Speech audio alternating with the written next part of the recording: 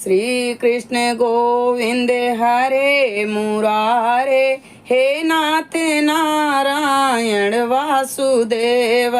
श्री कृष्ण गोविंद हरे मुरारे, हे नाथ नारायण वासुदेव। राधे राधे दोस्तों, मैं सरिता उपाध्याय सरिता ज्ञान गंगा में आप सभी का स्वागत है। आज हम कार्तिक महात्म्य के चौथे अध्याय का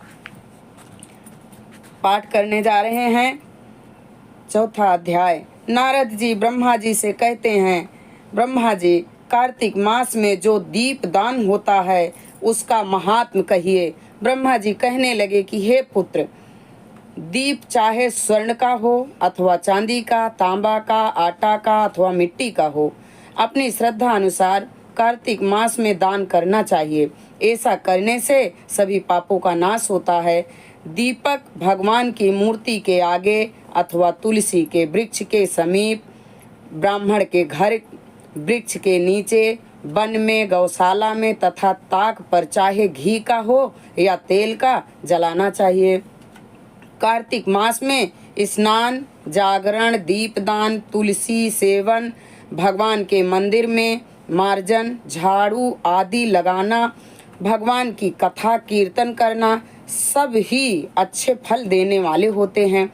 अतः पूर्व जन्म के पापों को नाश करने वाले कृच्छ व्रत इत्यादि करने में उत्तम है।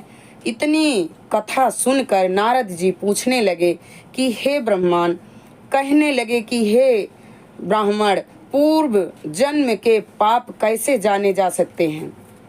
ब्राह्मण कहने लगे कि हे पुत्र, ब्रह्म हत्यारा, क्षय रोगी, गुरु स्त्रीगामी, कुंठी और सोने की चोरी करने वाले के नाखून खराब हो जाते हैं और मदिरा पीने वाले के दांत खराब हो जाते हैं। इस प्रकार पूर्व जन्म के पापों से मनुष्य पहचाना जा सकता है।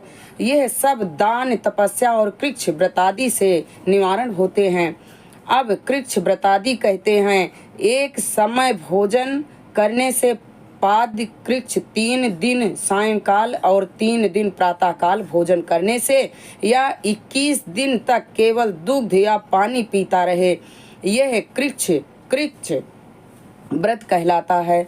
4 दिन तक कुछ नहीं खाना, फिर सत्तू खाना या छाछ पीना, इसके पश्चात कपड़ा तथा दक्षिणा ब्राह्मण को देना सौम्य कृच्छ कहलाता है।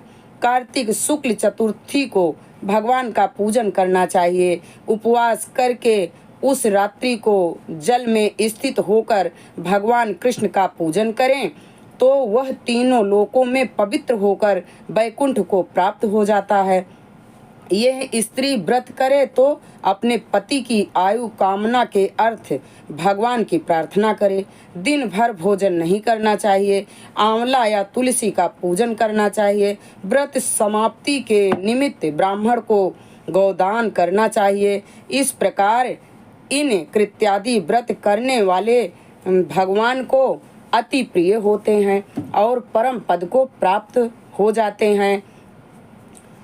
ये कार्तिक महात्म्य का चौथा अध्याय संपूर्ण हुआ।